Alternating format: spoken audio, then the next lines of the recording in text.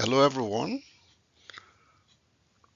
My name again is Dr. Dennis Edogun, and the topic for this week is risk identification. Last week we talked about establishing the context, and based on the context that have been set, you then go further to itemize the risk involved in embarking on that particular or in engaging with a particular context.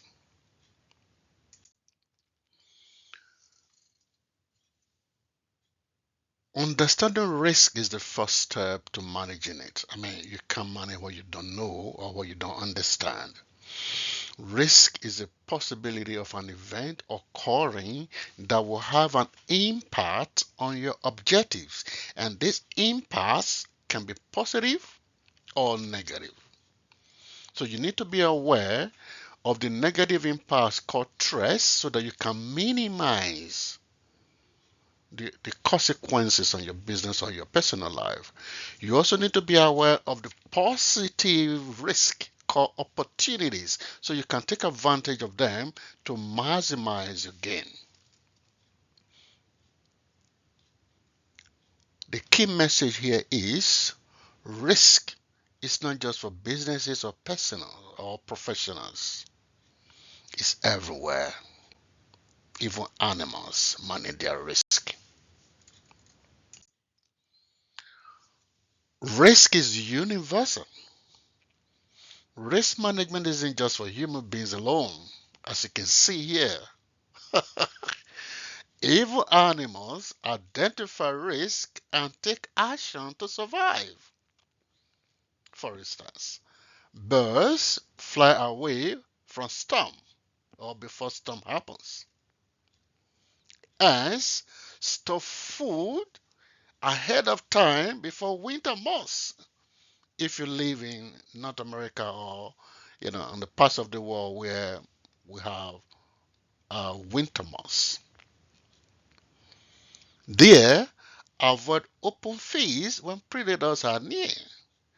So these animals have that inbuilt, should I call it instinct, to identify their risk and take steps to manage their risk. If animals can do that, what about you, my friend? What's risk identification? It is a process of spotting potential risk before they happen. Risk management is proactive, not reactive, because you need to sit back first and foremost and ask the what if questions. And you go for that to even provide solutions before they happen. Risk identification helps you to stay prepared, proactive, and protected, not reactive. Here's an analogy, funny as it might look. Animals like squirrels store food when winter is still months away because they know during the winter months it might become difficult to store food because everywhere may be covered with snow. This is a typical example of how animals identify and manage their risk. Why does it matter? Why? Because it has to prevent surprises. It has to minimize losses. It improves decision making. It has to build resilience and boost confidence. When you have identified your risk and taking and get them taken care of ahead of time, it boosts your morale, boosts your confidence, not just for you, for your team and for your organization.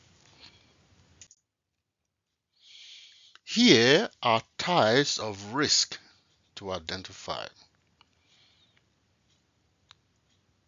At strategic level, organizations have strategic risk that will impact their long-term decisions or long-term business goals.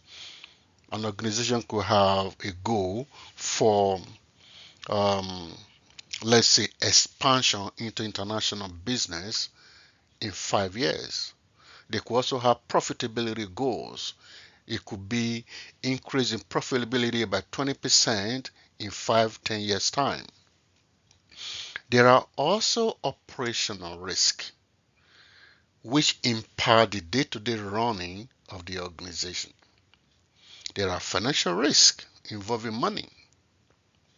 There are compliance risks. Like I said before, every organization exists within an external environment that is governed by rules and regulations. Compliance issues are a huge risk because of the impact they could have in your business. You also look at the environment. The natural environment is there. All of us must exist within the natural environment. There could be disaster or natural disaster. There could be a pandemic like the COVID-19 that shut down the world in 2020. Also, there could also be personal risk impacting your health, your career, your safety, and so on and so forth. These risks must be properly identified and listed. At the end of your risk identification, you create a document we usually call risk register. Your risk register is just a list of all of the possible elements that could impact you and your business. And these different elements can come from the internal environment, resulting from poor planning, teams issues. It could also result from the external environment, economy, the weather conditions, competition in the market. It could also result from human beings, fatigue, miscommunication, and so on and so forth. Technological issue can also be there because your system can fail. Your system can also be attacked by cyber criminals. Today, cyber attacks or cyber security has become a huge issue for businesses and for individuals as well. Now, you might be thinking, how can I identify my risk? There are varieties of strategies or varieties of tools and procedures that can be used. As an individual, you could sit back and say, oh, okay, what if?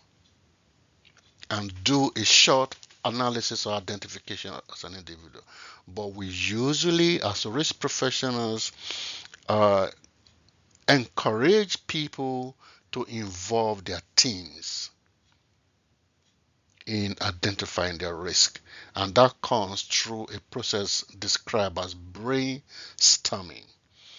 You know, when you have a team around a table, for instance, and each member of the team may be representing different sections of your business. For instance, you could have the account people, the HR people, the operations people, and so on together to identify risk impacting the organization. So brainstorming sessions are very, very important. Checklist is another, method. You could have a list and you tick through as you review how the different items on the list can impact you. In my previous video, I talked a little about the SWOT analysis. The acronym SWOT stands for strengths, weakness, opportunities, and threats. Every organization exists in two different environments. The external environment where opportunities and threats exist, and the internal environment where your weaknesses and strengths exist. Process mapping is another tool. Expert interview is there, and historical data review is also a credible tool for identifying risk. Here are some case studies from the animal kingdom because, like I said before, even animals identify their risk. Example number one is a squirrel. As you may have observed, squirrels take turns standing guard watching out for predators. So today, the main cat you see here is on duty to protect his clan. Birds. Birds migrate to avoid harsh winter conditions, and they can fly thousands of miles away from unfavorable conditions. What's the lesson here? Awareness of risk leads to strategic behaviors. These animals are aware of what risk they face, and they move away or they take steps to help themselves and prevent dangers. For you as an individual, there are personal level risks you may also think about. Health risk, career risk. Today, not upskilling is a huge risk because your knowledge can become obsolete as technology evolves across the world. Today, the artificial intelligence is taking over the world.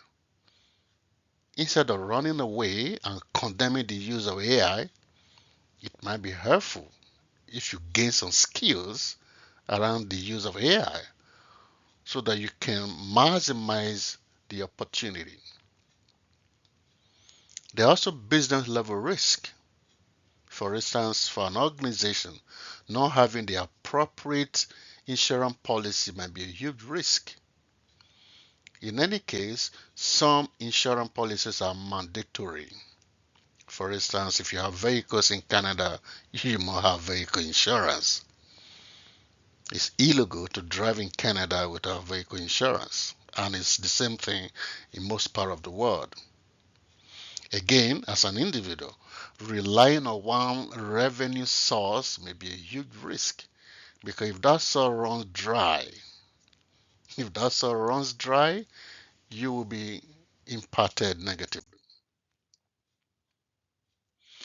So, to get started with the process of identifying your risk, you list your goals first because that's why I said at the beginning we need to establish the context so that we focus on a specific area at every point in time in identifying your risk.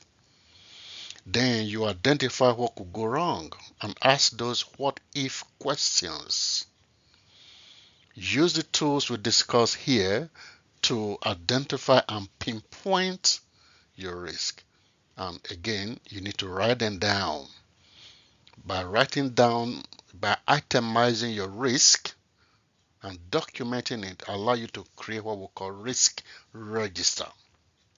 And this register must be reviewed on a regular basis as you take steps to manage each of the risks. Remember this, if a squirrel can plan for winter, you as an individual or a business must plan for risk. Risk doesn't discriminate. It affects everybody, no matter where you live, no matter where you are in the world. So identifying risk is the first step to resilience and success. Now,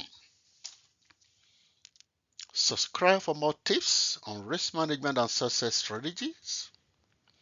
Comment below. And the question for this week is, what's one risk you have identified in your life or business? Please share. Put a comment below and let's engage one another. Also share with people, your peers, because we are in it together. Thank you very much. I appreciate your time for engaging with me, and I'll see you again next week. Remain blessed. Thank you. Bye.